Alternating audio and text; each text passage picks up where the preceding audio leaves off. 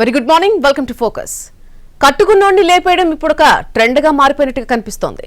ఇటీవలి కాలంలో వరుసగా భర్తలు తాము ప్రేమగా చూసుకుంటున్న భార్యల చేతుల్లో ప్రాణాలు కోల్పోతున్నారు. ఎవడో పగోడు చంపుతాడంటే అలర్ట్గా ఉంటారు. కానీ సొంతింటిలో కంటికి రెప్పలా చూసుకోవాల్సిన భార్యే సమయం చూసి గుండెల్లో కత్తి దింపుతుంటే కనుగొడ్డులో నీళ్లు తిప్పుతూ ప్రాణాలు విడుస్తున్నారు. అయితే ఇది ఇంకాస్త ముందుకెళ్లి భర్తను చంపి డోర్ డెలివరీ చేసే స్థాయికి వెళ్లడం పరిస్థితి తీవ్రతకు అద్దం పడుతోంది. భార్యలు కాదు, సైతాన్లు తడిగుడ్డతో గొంతులు కోస్తారు. కొత్త రుచుల కోసం మొగుణ్ణి లేపేస్తున్నారు. చంపేసి డెడ్ బాడీ డోర్ డెలివరీలు. ముట్టుకుంటే 35 ముక్కలుగా కోసేస్తానంటూ హెచ్చరికలు. పెళ్లాలు కాదు, ప్రత్యక్ష దెయ్యాలు. వీళ్లు భార్యలు కాదు, కట్టుకున్నోళ్ల పాలిట సైతానులు. పరాయివాడి నుంచి లభించే తాత్కాలిక ప్రేమ, ఆకర్షణ, సుఖం కోరి కట్టుకున్నోణ్ణి లేపేస్తున్నారు. భార్య అనే పదానికి ఉన్న అత్యుత్తమమైన విలువలను క్షణిక సుఖం కోరి తుంగలో తొక్కేస్తున్నారు. లవర్తో నిండు జీవితం ఆనందంగా గడపాలంటే ప్రస్తుతం ఉన్న బంధం వద్దంటూ రక్త చరిత్ర లిఖిస్తున్నారు. అయితే ఇంత చేసినా సరే వారు చట్టానికి చిక్కి సెల్లో ఊచలు లెక్కిస్తున్నారు. కట్టుకున్న భర్త చక్కగా చూసుకుంటున్నాడు. 2 కూతుళ్లకు మంచి సంబంధాలు తెచ్చి పెళ్లి చేశాడు. సంఘంలో మంచి గౌరవం ఉంది. అంతా బాగున్నా ఆమె మనస్సు మాత్రం బాగాలేదు. మెదడులో పుట్టిన అనుమానం పురుగు ఆమె మనసును తొలిచేసింది. అది ఎంతగా అంటే ప్లాన్ చేసి మరీ భర్తను హత్య చేసే స్థాయికి దిగజార్చింది. అంతేనా, చంపేసి డోర్ డెలివరీ చేసే పరిస్థితికొచ్చింది. నంద్యాల నూనెపల్లి ప్రాంతంలో నివాసం ఉంటూ పెయింటర్గా పనిచేస్తున్నాడు రమణ. పల్నాడు జిల్లా పిడుగురాళ్లకు చెందిన రమణమ్మతో 20 ఏళ్ల క్రితం వివాహం జరిగింది. వారికి 1 అబ్బాయి 2 అమ్మాయిలు. పెయింటర్గా అపార్ట్మెంట్లు, షాపింగ్ కాంప్లెక్స్, పెద్ద భవనాలను కాంట్రాక్ట్ తీసుకుని పనులు చేయించేవారు. రమణ తనతో పాటు దాదాపు 50 మందికి ఉపాధి కల్పిస్తున్నాడు. పిల్లలందరినీ చదివించి పెళ్లిళ్లు చేసి జీవితంలో స్థిరపడేలా చేశాడు. అయితే రమణకు ఓ యువతితో వివాహేతర సంబంధం ఉందని, ఆమె మోజులో పడి డబ్బు మొత్తం ఖర్చు చేస్తున్నాడని అనుమానించేది రమణమ్మ. దీంతో ఇద్దరూ తరచూ గొడవ పడేవారు. భర్త రమణ పీడను వదిలించుకోవడానికి యాసిడ్ పోసి హత్య చేయడానికి ప్లాన్ చేసింది. కానీ కూతురు లక్ష్మికి ఈ విషయం తెలియడంతో, తండ్రిని అప్రమత్తం చేయడంతో రమణ అపాయం నుంచి తప్పించుకున్నాడు. భర్తను హత్య చేయాలన్న రమణమ్మ ప్లాన్ ఫెయిల్ అయింది. రమణ మధ్య గొడవలు పీక్స్కు చేరాయి. రమణతో గొడవపడి 3 నెలల క్రితం పిడుగురాళ్లలోని పుట్టింటికి వెళ్ళింది రమణమ్మ. తర్వాత భర్తకు ఫోన్ చేసి మాట్లాడడం కూడా మానేసింది. భార్యాభర్తల మధ్య గొడవలు వచ్చినప్పుడు సర్ది చెప్పాల్సిన పుట్టింటివారు కాస్త ఆజ్యం పోశారు. రమణ అడ్డు తొలగించుకోవడానికి సోదరుడు రామయ్య కూడా తోడయ్యాడు. అక్క, సోదరుడు కలిసి రమణ హత్యకు ప్లాన్ చేశారు. అప్పటి వరకు ఫోన్ చేయని రమణమ్మ తాను కాపురానికి వస్తానని రమణకు ఫోన్ చేసి ఆప్యాయంగా పిలిచింది. భార్య మాటలు నమ్మి రాత్రికి రాత్రే రైలెక్కి పిడుగురాళ్లకు వెళ్ళాడు రమణ. భర్త ఇంటికి రాగానే గొడవ పెట్టుకున్న రమణమ్మ కళ్లల్లో కారం చల్లి సోదరుడు రామయ్య సాయంతో దారుణంగా హత్య చేసింది. మృతదేహాన్ని పిడుగురాళ్ల నుంచి నంద్యాలకు కారులో స్వయంగా తీసుకొచ్చింది రమణమ్మ. రమణ కిందపడి చనిపోయినట్లు చెప్పి లేని దుఃఖాన్ని నటిస్తూ ఏడ్చింది. మృతదేహంపై ఉన్న దెబ్బలు, కారంపొడి మరకలను చూసి కూతురు లక్ష్మికి అనుమానం వచ్చింది. తల్లిని నిలదీసింది. తల్లి ఒప్పుకోకపోవడంతో నంద్యాల 3 టౌన్ పోలీసులకు ఫిర్యాదు చేసింది లక్ష్మి. పోలీసులు తమదైన శైలిలో విచారించడంతో హత్య చేసినట్లు అంగీకరించింది రమణమ్మ. దాంతో పోరాడలేనని చెప్పి పుట్టింటికి పోయి నేను వస్తలే అని చెప్పి మంచితనంగా ఎప్పుడు 3 నెలలు అయిన ఇంతవరకు ఆయన ఫోన్ చేసి మాట్లాడేది లేదు. నా బతుకు నేను బతుకుతానా, నాకు అవసరం లేదని చెప్పింది.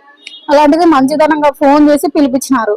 నేను వస్తలే అని చెప్పి మమ్మల్ని ప్రేమగా మాట్లాడించి పిలిపించి మందు దాపించి ఏదో చేసినారు సార్. అందరు కలిసి కొట్టి ఏదో చేసినారు. ప్రాణం పోయింది. తెచ్చి ఇంటికడ పట్టేసిపోయినారు. మా అమ్మకి తెలిసి జరిగినాయన్ని. మేమేం అనుకోలే, ఆవేశంలో దెబ్బలు తగిలింటే పడిపోయినాడు, నేను అనుకోలే అని చెప్తుంది. ఇప్పుడు ఎంత కొట్టుకున్నా గానీ హాస్పిటల్ తీసుకొస్తే బతకరా సార్? ఇప్పుడు చంపుతేనే కదా మనిషి చచ్చిపోయేది. దేశవ్యాప్తంగా వరుసగా భర్తలను చంపుతున్న భార్యల ఘటనలు కలకలం సృష్టిస్తున్న వేళ యాదాద్రి భువనగిరి జిల్లాలో ఇలాంటి ఘాతుకమే జరిగింది. భర్తను సినీ ఫక్కీలో హత్య చేయించింది భార్య. ఈ ఫోటోలో ఉన్న వ్యక్తి పేరు వస్తుపుల స్వామి. పక్కనే ఉన్నది అతడి భార్య స్వాతి. ఈ నెల 13న రాత్రి 11 గంటలకు మోటకొండూరు మండలం కాటేపల్లి వద్ద స్వామి బైక్కు యాక్సిడెంట్ అయింది. గుర్తు తెలియని కారు ఢీకొట్టి వెళ్లిపోయింది.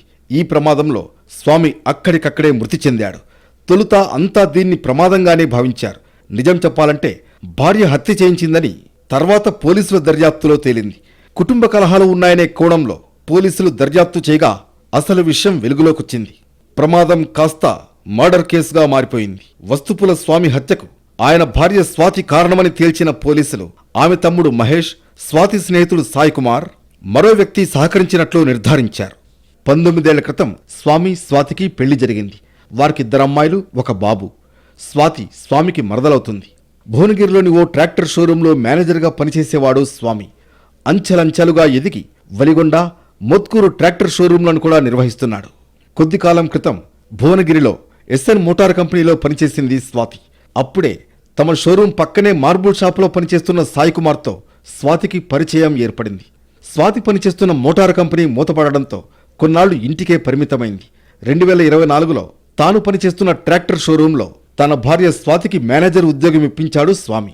చాలా కాలం గ్యాప్ తర్వాత తిరిగి 2024 ఫిబ్రవరిలో మళ్లీ సాయి కుమార్ స్వాతికి పరిచయం అయ్యాడు. ఇద్దరూ తరచుగా ఫోన్ కాల్స్, వాట్సాప్ కాల్స్ చేసుకోవడంతో పరిచయం మరింత పెరిగింది. వాళ్ళిద్దరి మధ్య పరిచయం కొంతకాలంలోనే వివాహేతర సంబంధానికి దారితీసింది. ఒకసారి తప్పుడు పని నాకు ఆలోచన వచ్చింది. ఈ తప్పుడు పని వద్దని చెప్పిన, ఎందుకంటే నా కొడుకు మాలేసుకుని నా ఇజ్జత్ పోతట్టుంది. నేనేం చెప్పుకోను. మబ్బుల 4 గంటలకు వెళ్ళేస్తుంది, పక్క బట్టలు విండుకుంటుంది, ఇల్లు కడుగుతుంది, సాప కడుగుతుంది. ఎందుకు అమ్మాయి అని వింటున్నావు అన్న. తమ్ముడు అక్కే నా కారణం. ఆడు ఎవడు కూడా ఉంది, నేను చూడలే. నాకు వాళ్ళ పేరు తెలియదు, వాళ్ళ ఊరు కూడా తెలియదు అయ్యా. మరోవైపు స్వామి కూడా తన బావుమరిది మహేష్ భార్య సవితతో వివాహేతర సంబంధం ఏర్పరచుకున్నాడు. ఈ విషయంలో బావ బామ్మర్ది మధ్య గొడవ జరిగింది. బావపై స్వాతి తమ్ముడు మహేష్ పగ పెంచుకున్నాడు. తన భర్త వివాహేతర సంబంధం విషయం తెలిసిన స్వాతి భర్తను హెచ్చరించింది. దీంతో భార్యాభర్తల మధ్య తరచూ గొడవలు జరిగేవి. భర్త వేధింపులు ఎక్కువ కావడంతో తన స్నేహితుడు సాయి కుమార్, తమ్ముడు మహేష్తో కలిసి భర్తను హత్య చేయాలని నిర్ణయించుకుంది స్వాతి. పడిపోయింది, కింద పడిపోయి ఆ బిడ్డ అనేది కొంచెం ఉంది, తల మొత్తం మలిగిపోయింది. వెనక తల అనేది పలిగింది, తల వలి చేతికి గడడం మలిగిపోయింది, ఈ ఏళ్ళు అనేది కాళ్ళు మొత్తం మలిగిపోయినాయి. అది మేము పోయి మేము పోలీసు వాళ్ళం కలిసి మేము చెప్పుకొచ్చాం వాళ్ళకి. మరీ దారుణంగా చంపారు సార్. వాళ్ళు కఠినంగా శిక్షించారు సార్. పెళ్ళేలాగం చాలా ఘోరంగా చంపారు సార్. మా అన్న కొడుకు అతి దారుణంగా అత్యధిక చంపింది, దీని శిక్ష ఎంచాలి. మా డాడీకి యాక్సిడెంట్ అయిందేనే అనుకున్నాం సార్. నిన్న సాయంత్రం తెలిసింది మా అమ్మ చంపారని. ఒక్క నీడించదు సార్. మా అమ్మ వాళ్ళ తమ్ముడు ఎట్లా నటన వేసిరు సార్ మా ముందట.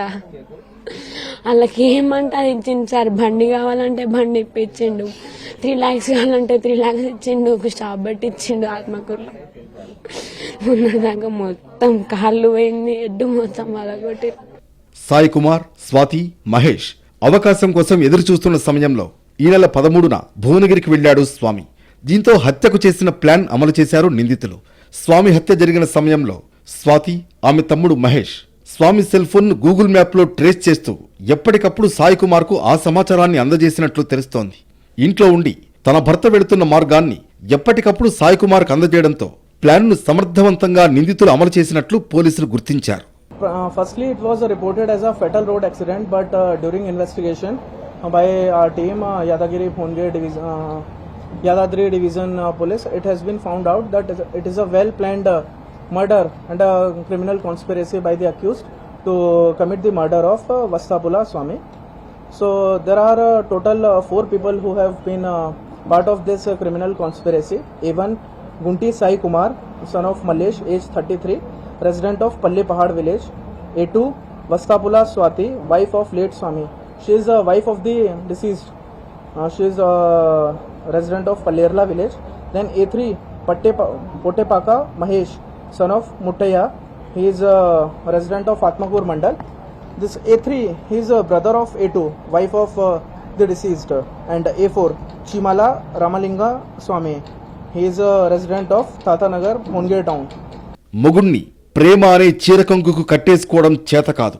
మొగుడు గొంతుకు చున్ని బిగించి చంపేయడం మాత్రం చిటికలో చేసేస్తున్నారు. దీంతో ఆ కుటుంబాలు అంతులేని కష్టాలు అనే అగాధంలో కూరుకుపోయి అలమటిస్తున్నాయి. మొన్న సోనం రఘువంశీ, నిన్న ఐశ్వర్య తేజేశ్వర్, నేడు స్వామి స్వాతి. 1-2 దొరికిపోతామని భయం లేదు, చేసేది తప్పని సోయలేదు. ఎంతకైనా బరితెగిస్తున్నారు కొంతమంది. కట్టుకున్న భర్తలు లేపేస్తున్నారు, చంపడమే పరిష్కారం అనుకుంటున్నారు. కొందరు భార్యల్లో క్రూరత్వం పెరిగిపోతోంది. రాక్షస భార్యల గురించి చెప్పుకుంటూ పోతే హిస్టరీ చాంతాడంతో ఉంది. పెళ్ళంటే ఇష్టం లేదు, కానీ అందంగా తయారై పెళ్లిపేటలెక్కుతున్నారు. కళ్యాణ మండపంలో తల వంచి భర్తతో 3 ముళ్ళు వేయించుకుంటున్నారు. కుటుంబ సభ్యులు, బంధువులు, స్నేహితుల ముందు మహానటిలా నటిస్తూ ఎంతో సంతోషంగా 4 అడుగులేస్తున్నారు. పెళ్లి తతంగం కాస్తా ముగిశాక తమలోని రాక్షసత్వాన్ని బయటకు తీస్తున్నారు. పెళ్లిలో ఎంత అమాయకంగా ఉంటున్నారో ఆ తర్వాత భర్తలకు అసలు సినిమా చూపిస్తున్నారు. తమ ప్రేమ వ్యవహారాలను దాచిపెట్టి కట్టుకున్న భర్తలను కిరాతకంగా హత్య చేయిస్తున్నారు. నమ్మించి కట్టుకున్నోడి గొంతు కోస్తున్నారు. కొందరు ప్రేమించిన వాడిని కాదని పెళ్లి చేసుకుంటున్నారు. ఆ తర్వాత ప్రియుడితో కలిసి భర్తల్ని అంతమొందిస్తున్నారు. మరికొందరు పెళ్లయ్యాక వివాహేతర సంబంధాలు పెట్టుకుంటున్నారు. వివాహమై నెలయిందా 2 నెలలైందా అన్నది చూడటం లేదు. పెళ్ళైతే ఏంటి, వివాహేతర సంబంధమే తమకు ముఖ్యమనుకుంటున్నారు. అదే తమ జీవితమని నమ్మేస్తున్నారు. ముందు వెనుక ఆలోచించడం లేదు. భార్యల్లో అసహనం పెరుగుతోంది. ఎలాగైనా అనుకున్నది దక్కించుకోవాలనే ఆరాటం అంతు లేకుండా పోతోంది. దానికోసం ఏం చేయడానికైనా వెనకాడటం లేదు. ఇవన్నీ కలిసి జనాన్ని నేరాల వైపు నెడుతున్నాయి. హత్యలకు పురుగొలుపుతున్నాయి. నేరం చేయడం ఒక తప్పైతే అది చేసి కూడా తప్పించుకోవచ్చని భ్రమపడడం మరో కోణం. ఇదే ఇప్పుడు అనేక నేరాల్లో స్పష్టంగా కనిపిస్తోంది. దీనికోసం అనేక కథలల్లి కేసును తప్పుదారి పట్టించే ప్రయత్నాలు ఎన్ని చేసినా చివరికి పోలీసులకు చిక్కిపోతున్నారు. జోగులాంబ గద్వాల జిల్లాకు చెందిన సర్వేయర్ తేజేశ్వర్ దారుణ హత్యకు గురయ్యాడు. జూన్ 21న నంద్యాల జిల్లా పాణ్యం సమీపంలో తేజేశ్వర్ మృతదేహం లభ్యమైంది. సరిగ్గా నెల రోజుల క్రితమే వివాహబంధంతో కొత్త జీవితంలో అడుగుపెట్టిన తేజేశ్వర్ను దుండగులు పొలం సర్వే చేయాలనే నెపంతో పిలిచారు. ఆ తర్వాత అత్యంత కిరాతకంగా హత్య చేయడం జిల్లా వ్యాప్తంగా తీవ్ర కలకలం రేపింది. వివాహం జరిగి కేవలం నెల రోజులు కూడా గడవకముందే హత్యకు గురయ్యాడు. తేజేశ్వర్ మరణంపై కుటుంబ సభ్యులు అనుమానం వ్యక్తం చేశారు. మృతుడి భార్య, అత్త ప్రమేయం ఉండొచ్చనే కోణంలో పోలీసులు విచారణ చేపట్టారు. వారిని పోలీసులు అదుపులోకి తీసుకుని ప్రశ్నించడంతో అసలు కుట్ర బయటపడింది. ప్రేమించి పెళ్లి చేసుకున్నందుకు ప్రాణాలు కోల్పోయాడు తేజేశ్వర్. పెళ్లిలోనూ అనేక ట్విస్టులు చోటు చేసుకున్నాయి. తేజేశ్వర్, ఐశ్వర్యలకు పెళ్లి చేయాలని ఫిబ్రవరి 13న పెద్దలు నిశ్చయించారు. ఫిబ్రవరి 8న బ్యాంకు ఉద్యోగి తిరుమలరావుతో ఐశ్వర్య వెళ్లిపోయింది. 15న ఇంటికి తిరిగొచ్చింది. విషయం తెలుసుకున్న తేజేశ్వర్ కుటుంబ సభ్యులు పెళ్లిని రద్దు చేసుకుంటామని చెప్పారు. తేజేశ్వర్తో మాటలు కలిపిన ఐశ్వర్య కట్నం కోసం బంధువుల ఇంటికి వెళ్లామంటూ నమ్మించింది. ప్రేమలోకి దించి తేజేశ్వర్ను పెళ్లికి ఒప్పించింది. దీంతో కుటుంబ సభ్యులు వద్దని వారిస్తున్నా వినకుండా తేజేశ్వర్ ఐశ్వర్యను వివాహం చేసుకున్నాడు. ఆ తర్వాత తేజేశ్వర్ కిడ్నాప్, హత్య జరిగాయి. భర్తను చంపేసి డ్రమ్ములో పెట్టి సిమెంట్తో కప్పి ఎక్కడో పడేసిన భార్య ముస్కాన్ రస్తోగి తనను ఎవరూ అనుమానించకుండా మరో వ్యూహం కూడా వేసింది. లండన్ నుంచి వచ్చిన భర్త ఎక్కడికి వెళ్లాడు, కనిపించడం లేదని చుట్టుపక్కల వాళ్ళు అడిగితే హిల్ స్టేషన్కి వెళ్లాడని అబద్ధం చెప్పింది. ఆ అబద్ధాన్ని నిజం చేయాలని భర్త ఫోన్ తీసుకుని హిమాచల్ ప్రదేశ్ వెళ్ళింది. భర్తే స్వయంగా హిమాచల్ టూర్కి వెళ్లినట్లుగా అందరినీ నమ్మించేలా ఈ ఐడియా వేసింది. అక్కడ పర్యాటక ప్రదేశాల ఫోటోలు తీస్తూ అత్తామామలు, తల్లిదండ్రులకు వాటిని వాట్సాప్ చేసేది. అనేక ఫోటోలతో స్టేటస్ పెట్టేది. వాట్సాప్ స్టేటస్లను చూసి తమ కొడుకు హిమాచల్ ప్రదేశ్ వెళ్లాడని భావించిన తల్లిదండ్రులు ఫోన్ చేసేవారు. కానీ ఆమె మాత్రం ఫోన్ లిఫ్ట్ చేసేది కాదు. దీంతో అనుమానం వచ్చిన సౌరభ్ కుటుంబ సభ్యులు పోలీసులకు ఫిర్యాదు చేశారు. ముస్కాన్ను, ఆమె ప్రియుడు సాహిల్ను అదుపులోకి తీసుకుని పోలీసులు విచారించడంతో నిందితులు నిజం ఒప్పుకున్నారు. కర్ణాటక మాజీ డీజీపీ ఓం ప్రకాష్ భార్య పల్లవి చేతిలో దారుణ హత్యకు గురయ్యారు. ఈ ఘటనలో ప్రధాన నిందితురాలిగా ఉన్న మృతుడి భార్య పల్లవి కదలికలపై పోలీసులు ఆరా తీశారు. ఈ ఘటనకు ముందు 5 రోజులు గూగుల్లో హత్య గురించిన వివరాలను పల్లవి శోధించారు. ఎక్కడ నరాలు తెగితే మనిషి త్వరగా చనిపోతాడో ఆమె తెలుసుకున్నారని పోలీస్ వర్గాలు వెల్లడించాయి. ఓం ప్రకాష్ను ఆయన భార్య పల్లవి, కుమార్తె కృతి పథకం ప్రకారం కడతీర్చినట్లు పోలీసుల విచారణలో తేలింది. తానే హత్య చేసినట్లు పల్లవి పోలీసుల విచారణలో అంగీకరించారు. దీంతో ఆమెను అరెస్టు చేశారు. హత్యలో కృతి పాత్రపై లోతుగా విచారిస్తున్నారు. ప్రస్తుతం ఆమె మానసిక స్థితిని కూడా వైద్యులు పరిశీలిస్తున్నారు. ఈ హత్యకు ఓం ప్రకాష్ భార్య మానసిక స్థితి ఎంత కారణమో ఆస్తి గొడవలు అంతే కారణమని భావిస్తున్నారు. ఓం ప్రకాష్ భార్య కుమార్తె వద్ద కంటే కుమారుడు చెల్లితో ఉండేందుకే ఇష్టపడేవారు. ఉత్తర కన్నడ జిల్లా దండేలి వద్ద ఉన్న 17 ఎకరాల భూమిని కుమారుడు చెల్లికి రాసేందుకు సిద్ధమయ్యారు. దీంతో భార్య కుమార్తెలు ఓం ప్రకాష్తో నిత్యం గొడవ పడుతూ చివరకు ప్రాణాలు తీసే స్థితికి చేరారని అనుమానిస్తున్నారు. నచ్చితే తలొంచి తాలి కట్టించుకోవాలి, లేదంటే వద్దని ముఖం మీదే చెప్పేయాలి. ఇప్పటి జనరేషన్కు ఆ తెగువ, తెగింపు 2 ఉన్నాయి. కానీ మనసులో ఒకరిని పెట్టుకుని మరొకరితో తాలి కట్టించుకుని కాపురం చేయడం ఎందుకు? వారిని అడ్డు తొలగించుకుని పాత బంధాన్ని కొనసాగించాలని భావించడం ఎందుకు? కలిసి ఉండలేకపోతే విడిపోవాలి తప్ప హత్య చేసి జైలుకెళ్లి సాధించేదేంటి? అందమైన కుటుంబం జీవితాంతం గుండెలవిసేలా ఏడవడం తప్ప. మనస్పర్ధలు, అనుమానాలు, కుటుంబ కలహాలతో వివాహమనే పవిత్ర బంధం విచ్ఛిన్నమవుతోంది. కట్టుకున్నోడితో చిన్న మనస్పర్ధ కాస్త పరాయి మగాడికి పాన్పులా మారుతోంది. అదే వివాహేతర సంబంధాలకు దారితీస్తోంది. అలాంటి అనైతిక సంబంధాలు పచ్చని కాపురాల్లో చిచ్చురేపుతున్నాయి. ఈ క్రమంలో కొంతమంది అడ్డు తొలగించుకునే క్రమంలో భర్తలను చంపేస్తున్నారు. బంధాలు భయంకరంగా మారుతున్నాయి. కొందరు ఆడోళ్లు దారుణంగా తయారయ్యారు. ప్రియుడి మోజులో పడి అరాచకాలకు తెగబడుతున్నారు. చేసేది తప్పు అని తెలిసినా బరితెగిస్తున్నారు. మూడో వ్యక్తి మాయలో పడి మానవత్వాన్ని మరుస్తున్నారు. పచ్చని కాపురాల్లో నిప్పులు పోసుకుంటున్నారు. నిలువునా కూల్చేసుకుంటున్నారు. వెచ్చని కౌగిలి కోసం కట్టుకున్నోడికి నరకం చూపిస్తున్నారు. పద్ధతి మార్చుకోమంటే కక్ష పెంచేసుకుంటున్నారు. ఇల్లీగల్ అఫైర్కు అడ్డొస్తున్నాడని చంపేందుకు వెనకాడడం లేదు. ప్రియుడి మోజులో మతిలేని చర్యలకు దిగుతూ దారుణాలు చేస్తున్నారు. 2 మనస్సులు, 3 ముళ్ళు, 7 అడుగులు ముడిపడిందే భార్యాభర్తల బంధం. జీవితాంతం ప్రేమ, ఆప్యాయతలతో పాటు కష్ట సుఖాలు, కుటుంబ బాధ్యతలను మోసుకుంటూ ముందుకు సాగేదే సంసారం. పెళ్ళంటే 100 ఏళ్ల పంట. కానీ ఇదంతా ఒకప్పుడు. ఇప్పుడంతా సీన్ రివర్స్. నచ్చితే ఓకే, లేదంటే స్కెచ్చేసుడే. కొందరైతే కాళ్లపారాణి ఆరకముందే భర్తను లేపేసేందుకు ప్లాన్ చేస్తున్నారు.